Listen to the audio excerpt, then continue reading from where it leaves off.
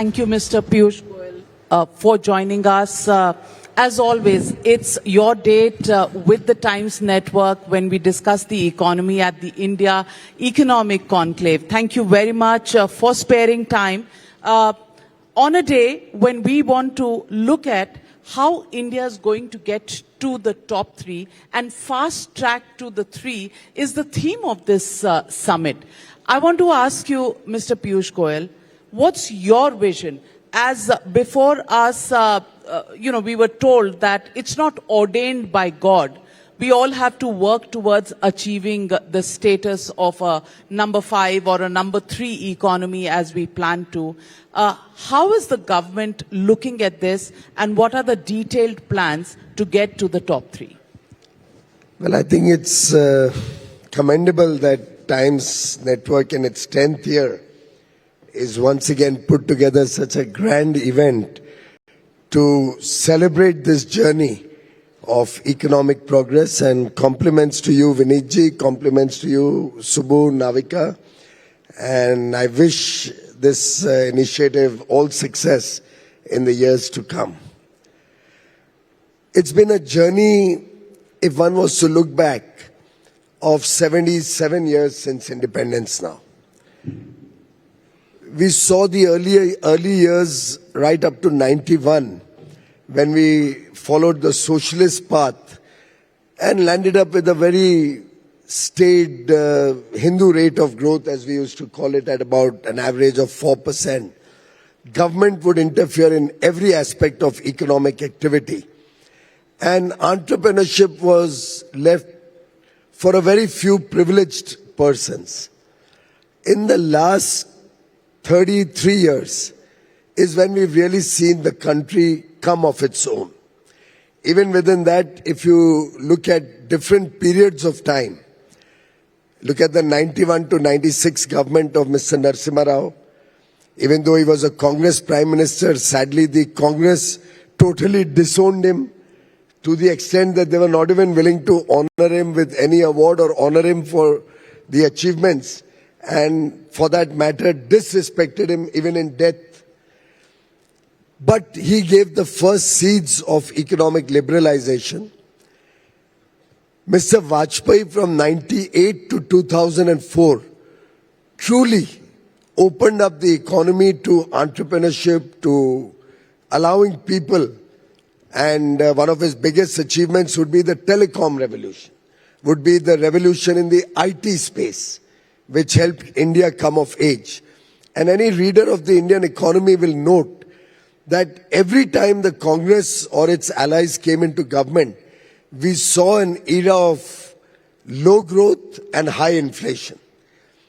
And every time the NDA, the BJP-led government came in, whether it was in 98 or it was in 2014, we inherited almost broken economies. Vajpayee inherited a very, very sad state of affairs, left behind a strong economy in 6 years, which was acknowledged by the then finance minister in his first speech in June or July of 2004. But left behind again after 10 years, a country which had lost the gumption to grow, the confidence through a series of corruption scandals. Growth was down to 4%. Inflation was largely in double digits during their regime. And once again, Mr. Modi had to literally start afresh from building the confidence of the people, from building international relations and international investors' trust in India, and the people's own initiative to get into working hard to rebuild India.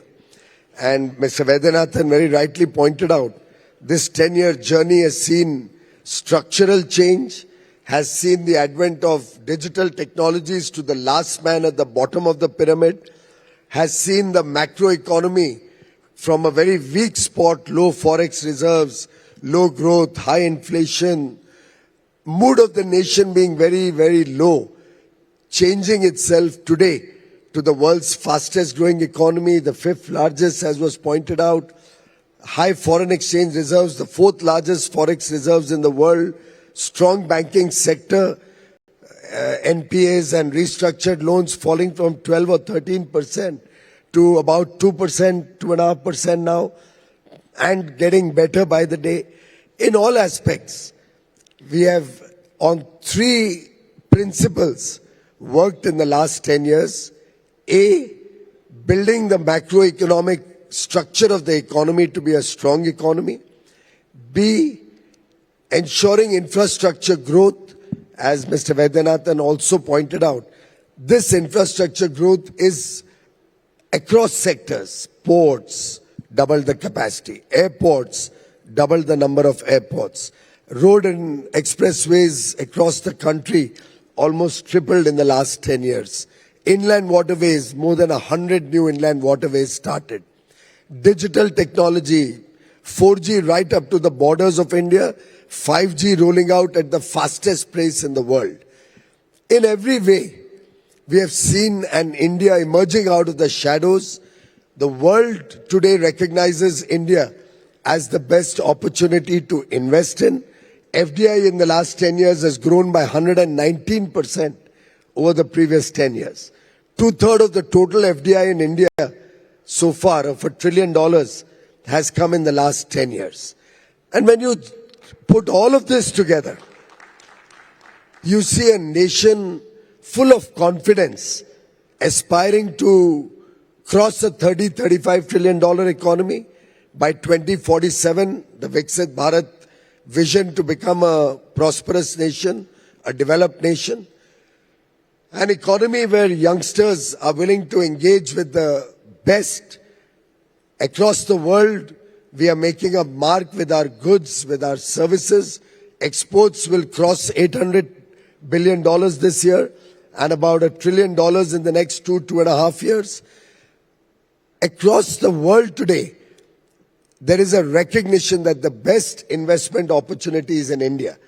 And I can assure you the government, through a series of initiatives, whether it's the large infrastructure rollout, whether it's the social welfare programs for inclusive growth and to empower our people, particularly our women, whom we believe as they come into the formal economy more and more, will play a leading role in women-led development, in making sure that no child in the country is deprived of the basic amenities like food, clothing, shelter, healthcare, education, roads, electricity, cooking gas connection, toilets, digital connectivity. All the basic needs of life should be a must-have for every child born in this country, so that 1.4 billion people's dreams, their aspirations can be big. And that is what is driving and spurring the Indian growth story. India will grow on the pillar of rapid infrastructure growth. India will grow on the pillar of adopting technology and innovation. India will be a sustainable growth story. India will be an inclusive growth story. And we in government will act only as an enabler, as your friend. We'll work together shoulder to shoulder with business and economy to thrive. We'll allow the private sector to take forward initiatives, including in hitherto unexpected areas like space, where the private sector and our startups are doing some wonderful work. Our fintechs, our agri-techs, our biotech, each sector is holding the nation in the highest esteem across the world. Countries across the world recognize that the market that India offers, demand of 1.4 billion aspirational Indians, is enviable. They recognize that democracy, the rule of law, ensures fair play. They recognize that a young population with an average age of 28, 29 years, expected to be young for the next 30 years, will provide talent, will provide skill. They recognize that decisive leadership that this country has, amongst the only countries, Navika ji, which in 23 and 24 has repeated a government. Amongst the democratic world, we saw 60% of the world's population under democracies go to polls in the last 2 years. Rarely have governments been repeated And I can't remember a government repeated the third time. And that is what Prime Minister Modi has brought to the nation. Confidence and belief in the India story. There may be a few naysayers who, along with their friends across the borders, may try to undermine the India growth story. But I can assure you, Navika ji, whether it's the people of Haryana or the people of Maharashtra, now the people of Rajasthan or the people of UP, they recognize that थोड़ी चूक हो गई पिछली बार और उमड़ के बाहर निकले इस बार. मोदी जी को संदेश देने हम आपके साथ खड़े हैं. I always, take away as a journalist who's covered the decade of the 90s. I started my journalism in 1990. So we've seen the P.V. Narasimha Rao years. We've seen the Vajpayee years. We've seen the United Front government's two phases of it. And then we've seen the UPA years and now the NDA years. I would like to compliment your government for the scale on which it operates. The scale of victories in 2014, 2019, and now in Maharashtra are testament to the scale at which you operate. Your first answer is also reminiscent of the scale at which you operate, because you covered everything 360 degrees without my asking a question. So let me come straight to the politics of it, because you seem to love politics. Economics, I think you've covered everything in the first answer. So let me ask you, is policy making now going to shift to the scale of this convention center, Bharat Mandapam, where you've had a key role to play in getting this place, up to speed for the G20 summit? I want to ask you, because no policy making, no debates, no discussions happen in Parliament. We're seeing even today, probably the 14th day that Parliament is seeing drama, theatre, but not too much of policy discussion. Do you think media houses like ours, conclaves like ours, should offer a platform for debate on policy? Because Parliament, they blame you, you blame them, but we're not seeing too much of forward movement.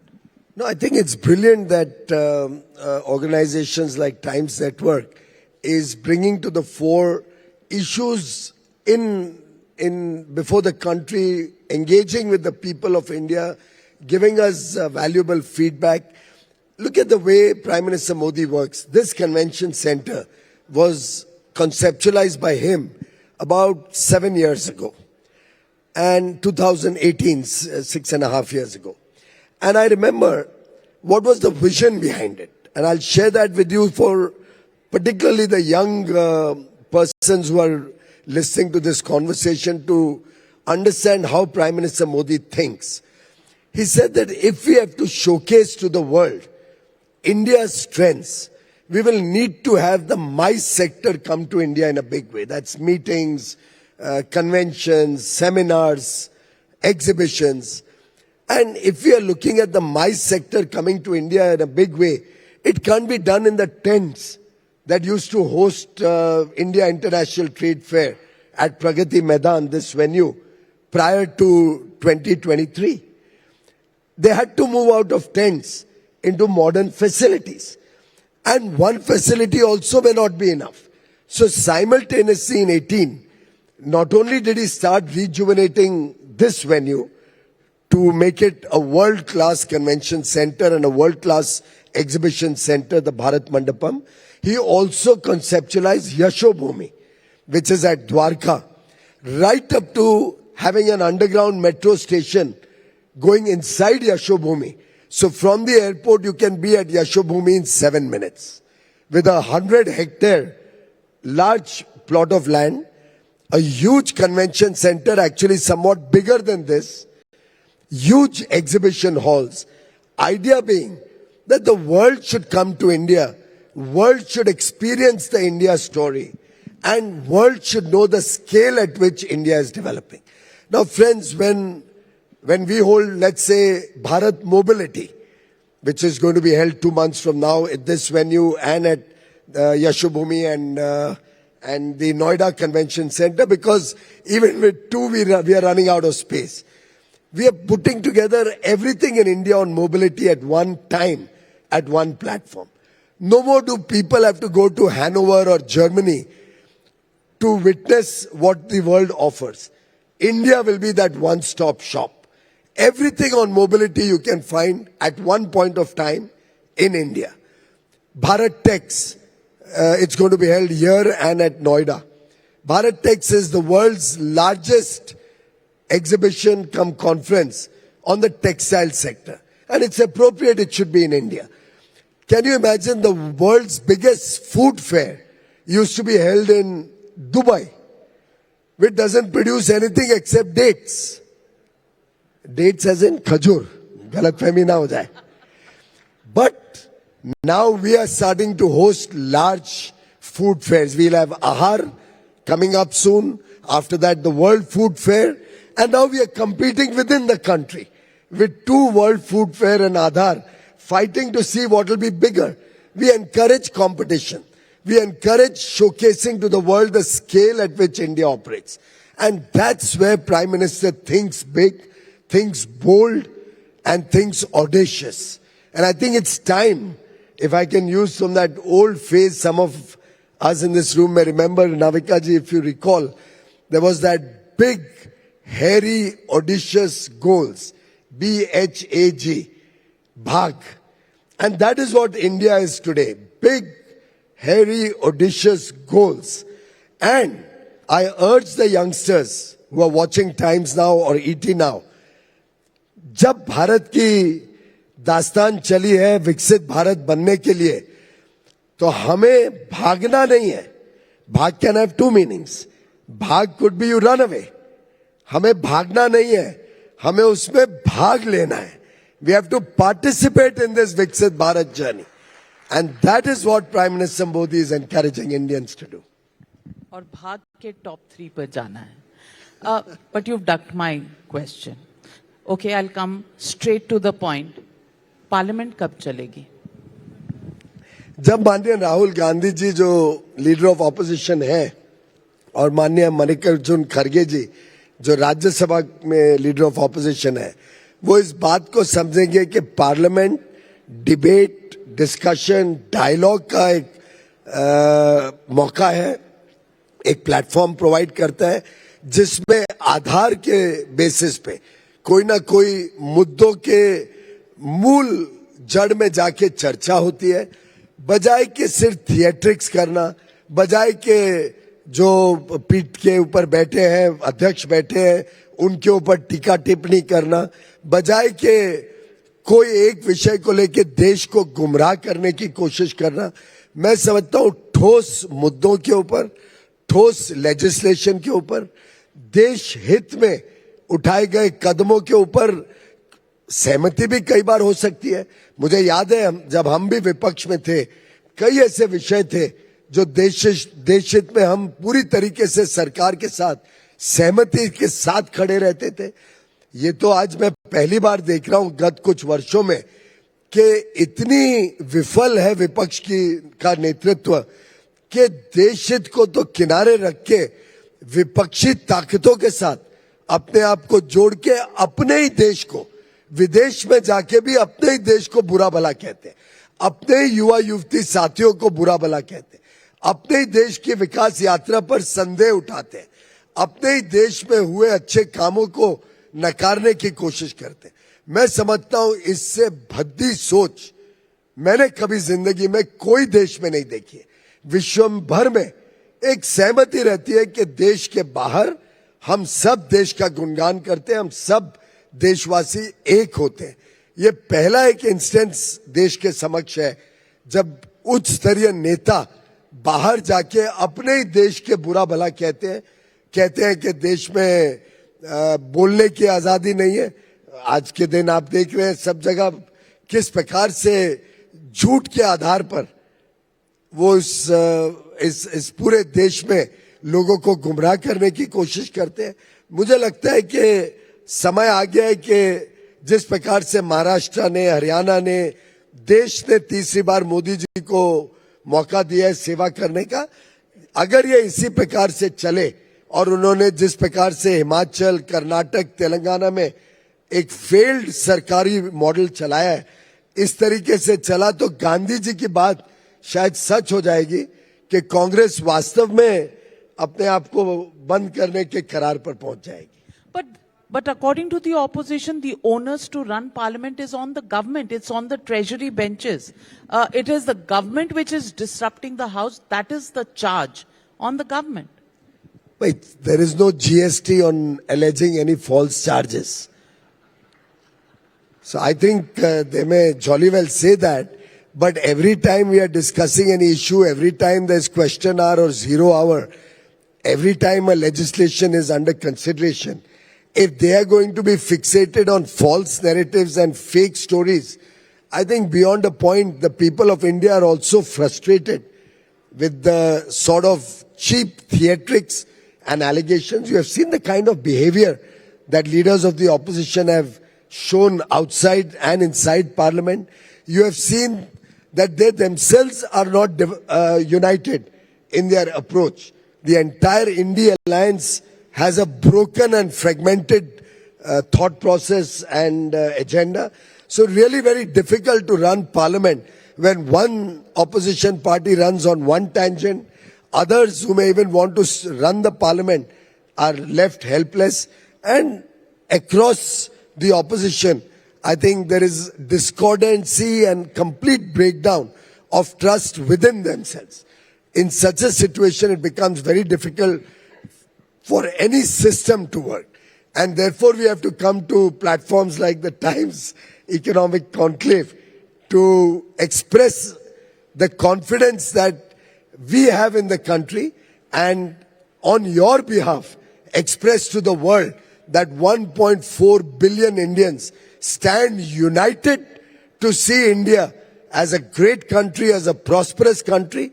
We stand united to face any challenges that we may encounter.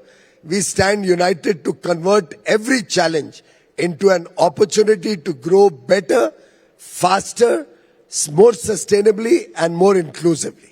Mr. Piyush Goyal, let me ask you, maybe with the Congress, there seems to be a breakdown in communication. But can you not speak to the other opposition leaders in the Parliament to at least have some semblance of order? Because the ask to get to the top three will require policies, debates on policies, changes in policies, bills to be passed. Is there no breakthrough?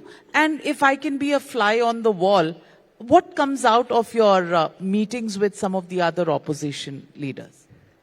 Well, frankly, what you see on television happening in Parliament, and sometimes the mockery being made by Mr. Rahul Gandhi and some of his colleagues on the steps of Makardwar, are really an exception. Once the cameras are switched off, normally there's a very healthy discussion also with the members of Parliament. Most opposition members individually want the House to run. They want to speak about their issues. They want to make special mentions and talk in 0 hour of areas of concern in their constituencies, in their states. There are members of Parliament who wish to have a very informed and very cultured debate on various issues before the House.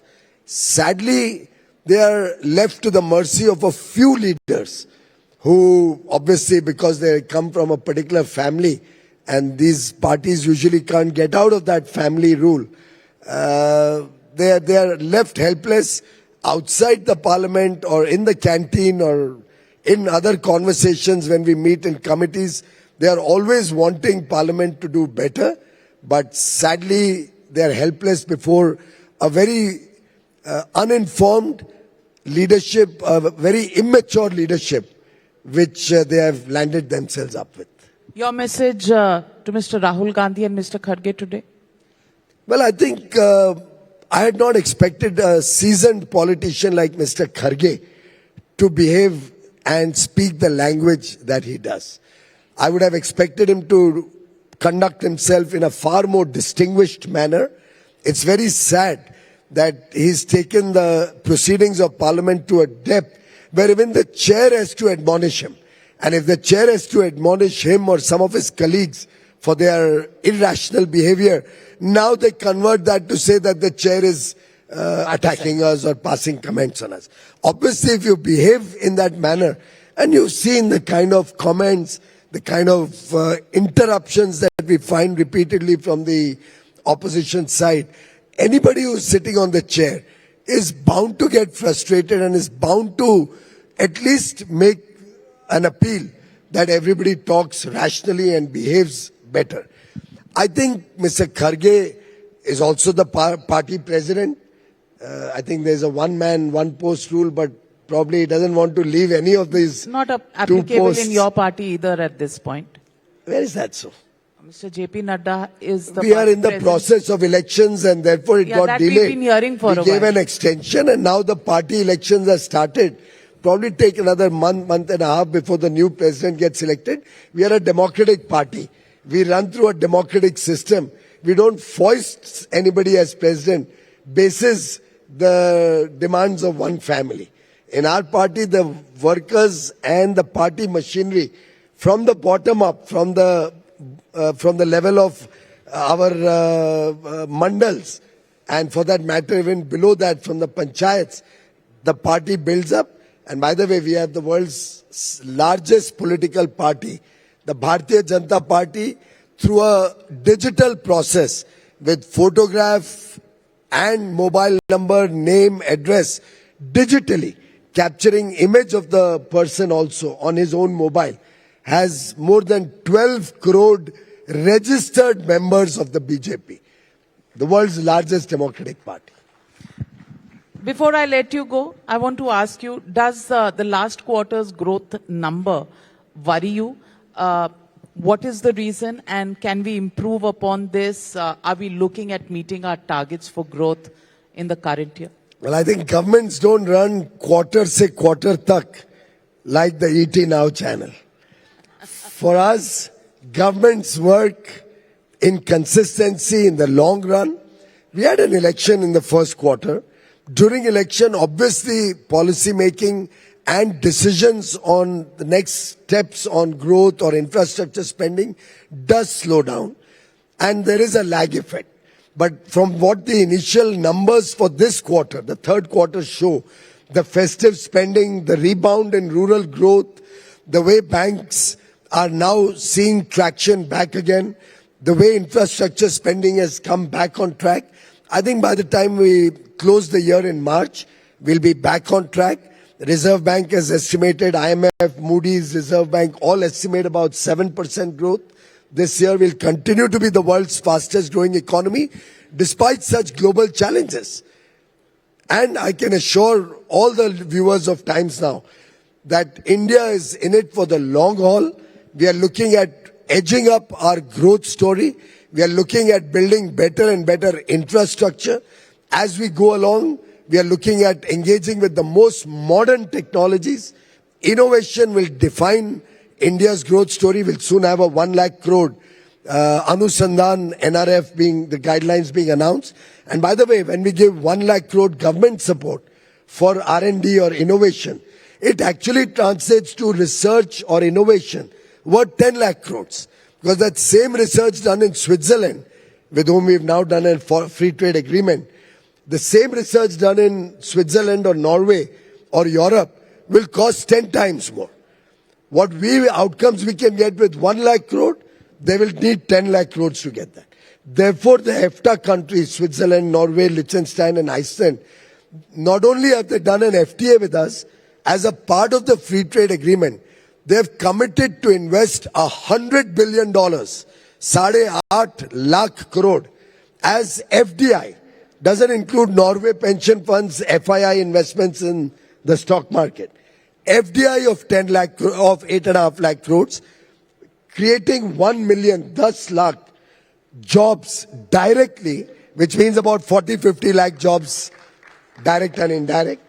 And it's the first FTA ever in the world history where an FTA is not about goods and services alone, but a linked investment, because they recognize that India is the future, India is the growth story, with an aging population in the developed world, with slow growth. Growth in Europe is less than 1% this year. At best, it'll go to 2 or 3%. They'll double their economy in the next 30 years. We'll go 8 to 10 times in terms of our economy in the next 30 years. So that's the huge delta of opportunity. All those who lose out on it do it at their own risk and cost and peril. Those who believe in the opposition model of disruption and discordant notes that you hear from the different parties in the opposition, the negativity that you hear from the opposition is not going to hold back this country.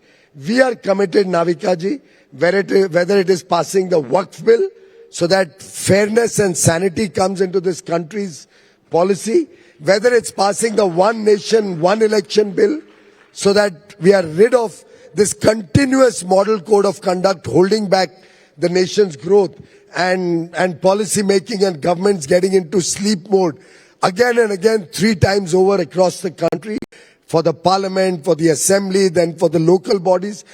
These are structural changes which are good for India. We stand committed to making them happen, and we know we have the blessings of our elders and the support of our young friends in this country. Across the country, people want good governance, they want honest governance, they want progress, they want prosperity. And that is what Mr. Modi brings to the table. Well, thank you very much, Mr. Piyush Goyal. While the government takes care of the economic funds for growth, I propose setting up an innovation fund for political ideas to break the logjam, and we'll start doing that. Conclave se conclave tak, 10th edition of the India Economic Conclave. Thank you very much for being present with us for the 10th time. Thank you, Mr. Piyush Goyal.